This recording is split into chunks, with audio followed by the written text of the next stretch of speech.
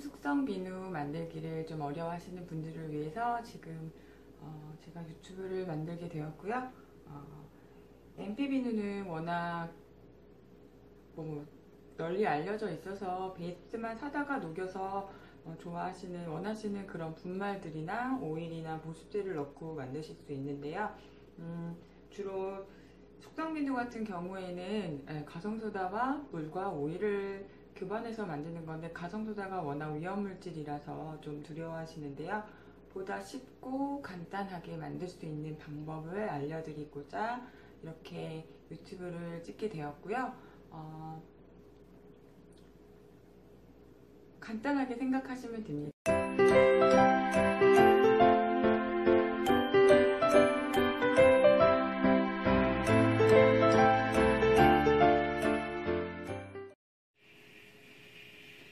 먼저 가성소다 녹이는 요령부터 말씀드릴게요.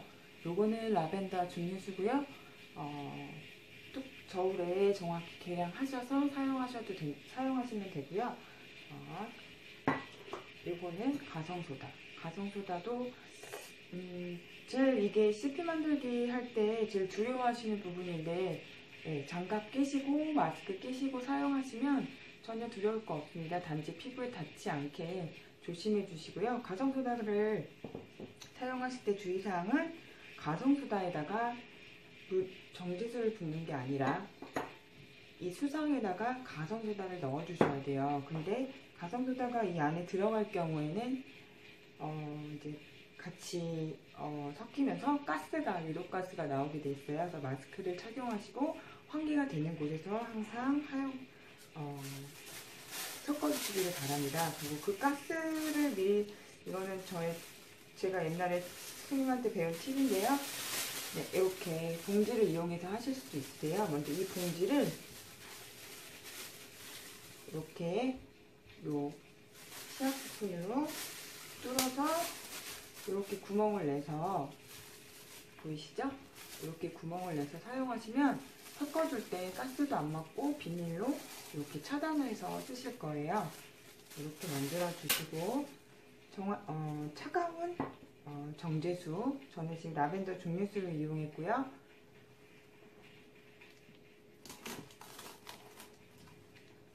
가성소다 술 만들 때는 꼭 수성에 가성소다를 넣는 거 잊지 마시기 바랍니다.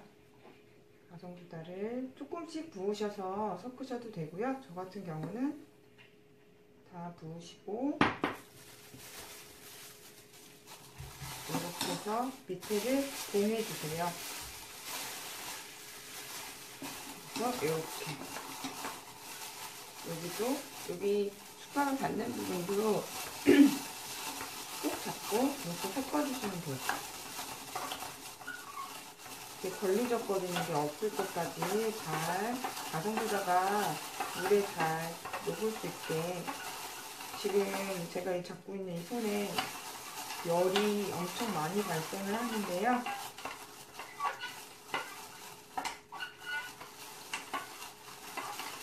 가스도 올라와서 지금 뿌옇게 습기도 차고 그래요. 반드시 환기되는 곳에서 가성소다를 녹이시기 바랍니다. 이렇게 녹으셔서 어느 정도 밑에를 보시면 거의 하얗게 이렇게 뿌옇게 돼요.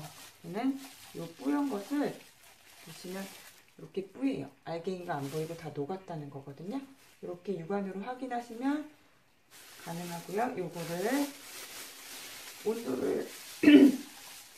온도를 이제 낮춰줘야 되는데요. 이 뚜껑은 그대로 이렇게 두시고, 여기 보시면 굉장히 차가운 물입니다. 요즘 그냥 수돗물 틀어도 날씨가 워낙 추워서 차가운 물 나오는데요. 여기다가 중탕으로 이렇게 놓을 거예요. 그리고 여기다가 아이스팩을 넣어서 물이 온도가 내려가기를 기다릴 거예요. 아이스팩 안 넣어도 되는데 시간이 빨리 하기 위해서 그렇게 하고요. 그리고 제가 요걸로 사용해서 가성소다를 녹여봤는데, 여기다는 그냥 계량한 용기를만 사용하시고요. 파이렉스가 튼튼해서 좋긴 한데 온도 변화에 너무 예민해서 완전히 파열이 되거든요. 그러니까 여기다가는 가성소다수 녹이시는 거 하지 않으시길 바랍니다. 제가 지금 비커에 하는 이유는 수댕 비커에 했을 때도 뭐 똑같이 하면 되는데요.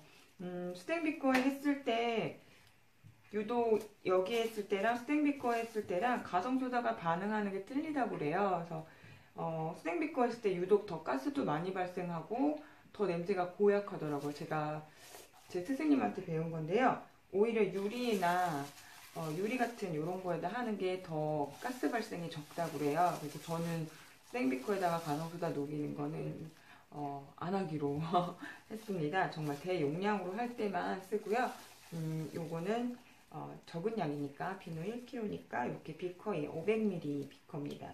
여기에다가 녹이셔도 되고 생비커에 하실 때도 이렇게 이런 일회용 비닐팩을 이용하셔서 하시면 가스 안 맞고 잘 하실 수가 있으세요.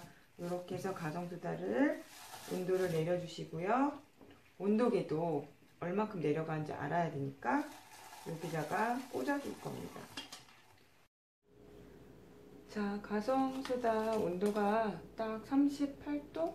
이 정도 됐어요. 이제 교반을 해줄 건데요. 아까 레시피에서 나간 오일들 코코넛, 씨어버터, 동백류를 녹였습니다.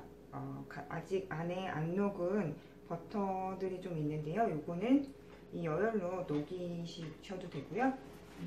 지금 여열이 조금 있는 상태에서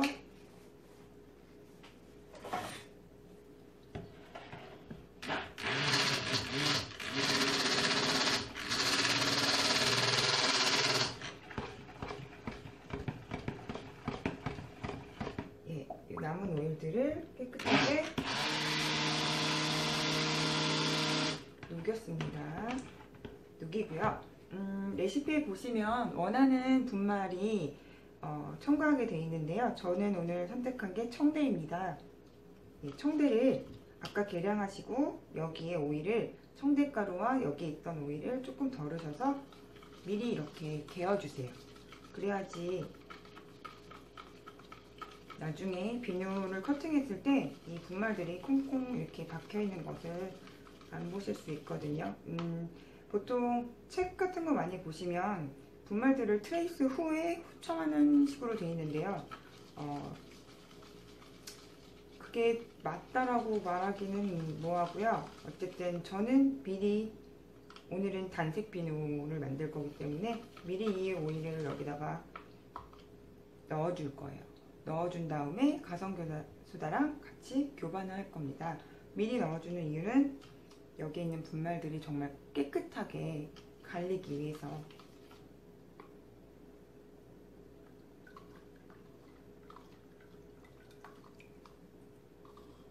자, 청대를 넣고요.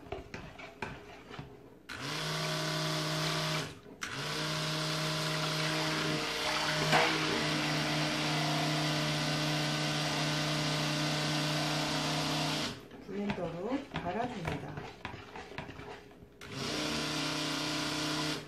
자, 이렇게 깨끗하게 파란색 오일이 됐죠? 예, 이 오일을 이제 가성소다 온도가 다 내려간 것을 확인을 했고요.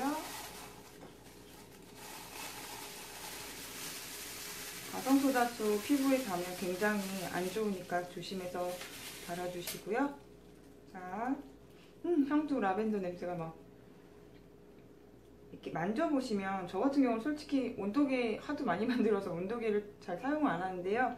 만져보시면 딱 그 애기 분유 탈 때 그 완전 미지근한 그 온도 있죠? 그 온도 정도가 돼요. 이 오일 온도도 예, 그 정도 온도. 예, 한 40도 좀 안 되는 온도에서 같이 교반을 해주시는데요. 한꺼번에 붓기보다는 이렇게 저어주시면서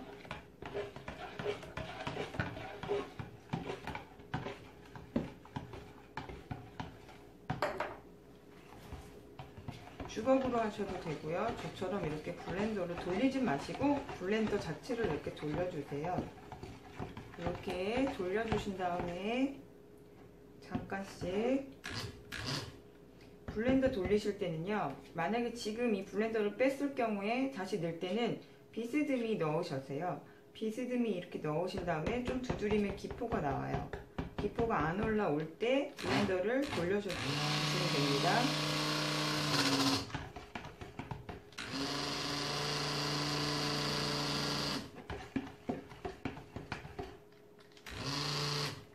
자, 요 정도만 돌려주시고요. 한 5초, 10초? 이 정도만 돌려주시고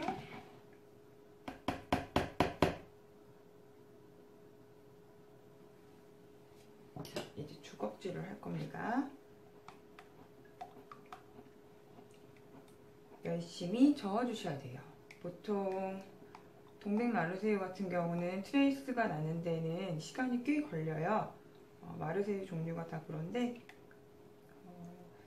블렌더로 돌려서 하면 되지 않겠냐 하시겠지만 블렌더를 많이 돌릴 경우에는 가트레스도 있을 수도 있고 적정량 사용해 주시는 게 훨씬 비누 질감 측면에서도 좋고 안정화된 비누화를 이룰 수 있거든요. 그래서 주걱질을 많이 해주시고 블렌더랑 같이 너무 안 날 경우에는 또 블렌더 5초에서 10초 돌려주시고 하시면 됩니다. 자, 이 주걱질을 이렇게 저어주는데요. 약간 트레이스가 날랑말랑 하거든요. 이 시점에서 이제 향 오일을 넣어줄 거예요. 여러분들이 편하시는 라벤더 오일을, 에센셜 오일을 쓰셔도 되고요. 라벤더 에센셜 오일 같은 경우에는 저는 1kg에 20g 정도 넣습니다. 근데 오늘 저는 제가 사용하는, 제가 미국에서 직접 친구한테 들여오는 프로그랜스 오일이긴 한데요. 해외 서퍼들은 이걸로 많이 쓰시더라고요. 근데 라벤더 에센셜 오일과 같이 조향을 해서 20g 정도 계량을 했습니다. 이 아이를 실트일 때 미리 넣어주고요. 잘 저어줍니다.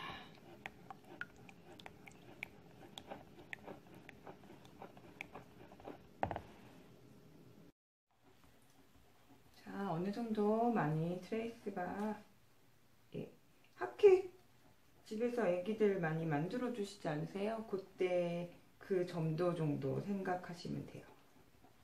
그래서 보통 보시면 제가 이렇게 저었죠? 그러면 이렇게 자국이, 보통 이런 걸 뭐 별이 보인다고 해서 별도 만들어 주시고 요거보다 조금 더 저어 주시는데요. 확실히 별이 보이네요.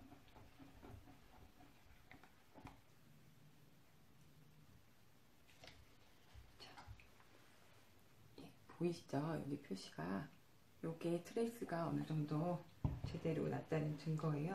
비누화에서 트레이스 정도는 확인을 해주시고 비누 만드실 때, 그리고 일단 주걱질로 하는 이유는 또 비누 코팅했을 때 비누 단면에 기포들이 있으면 안 이쁘거든요.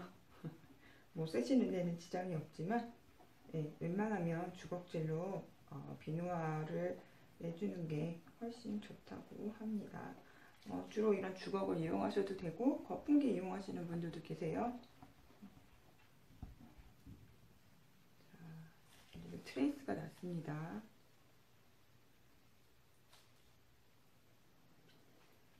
이렇게 부어주시고요.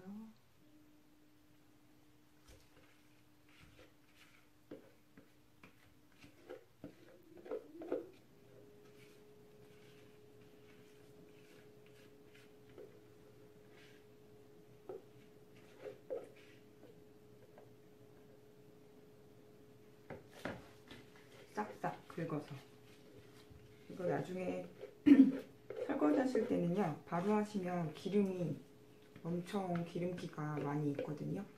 그러니까 요거 같은 경우는 설거지 하실 때 싹싹 긁어서 넣어주시고, 그 다음 하루 정도 방치하면 얘네도 비누처럼 딱 굳어요. 굳어서 그때 설거지 해주시면 훨씬 더 잘 닦이세요.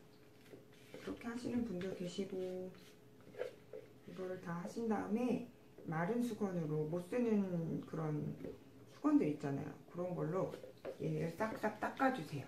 싹싹 닦아주신 다음에, 그러면 얘네도 기름기가 어느 정도 마른 수건으로 했으니까 제거가 되겠죠? 그러면 그런 다음에 설거지를 해주시는 것도 방법이에요. 그리고 그 수건은, 닦은 수건은 그대로 놔뒀다가 하루 정도 놔뒀다가 빠시면 걔네도 거기 묻은 비누 때문에 저절로 빨리 뭐 세탁기에 한꺼번에 모아서 돌리셔도 되고, 그렇게 설거지 하시면 되고요. 자, 얘네는 됐고, 이제 비누가 만들어졌습니다. 부으는 과정 중에 기포가 발생할 수 있기 때문에 할 때는 장갑 미리 착용하시고, 비누액이 살에 닿으면 전 굉장히 예민한 편에서 막 붉게 되고 불룩불룩 올라오고 막 딱지도 져요. 그러니까 그 장갑을 항상 착용을 하셔서 해주시고요. 일단 기포를 두들겨서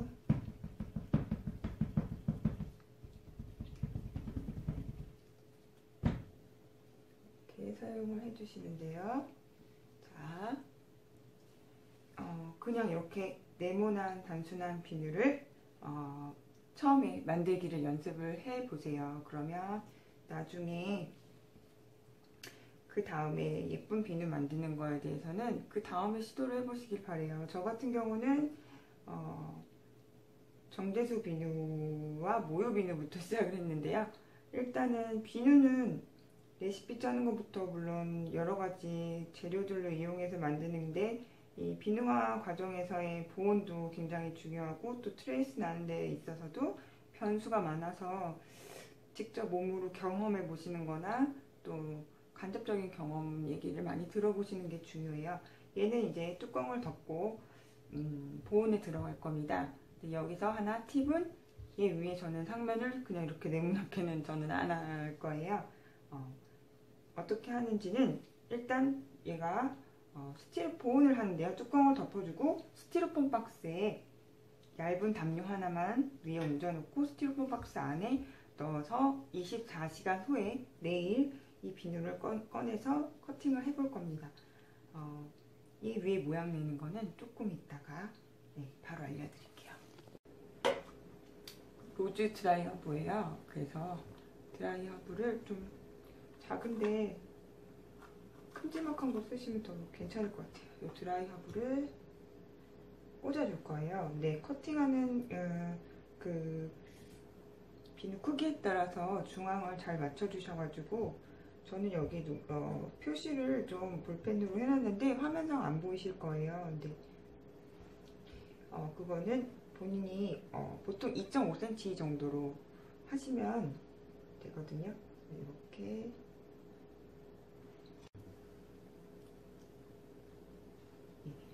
요거를 그대로 보온하셔도 되는데요. 소다회라고 비누 보온이 끝나고 나서 여기 하얗게 뭐가 이렇게 내려앉을 경우가 있어요. 그럴 경우에 뭐 공기랑 차단시켜줘야 된다, 뭐 해야 된다, 뭐 말들이 좀 많은데, 저 같은 경우는 무수알콜입니다. 소독용 알콜 쓰셔도 되고요. 약국에서 쓰셔도 되고, 천연 재료 그 쇼핑몰에서 무수알콜이 또 팔아요. 이거를 이렇게 뿌려줄 거예요. 뿌려주고, 요거는 화이트 펄 가루인데요. 요거는 천연 재료 쇼핑몰들 사이에 다 있는데, 저는 이거를 어디서 산지 너무 기억이 안 나네요. 나중에 찾아보고 제가 알려드릴게요. 얘를 살짝만 뿌려줍니다.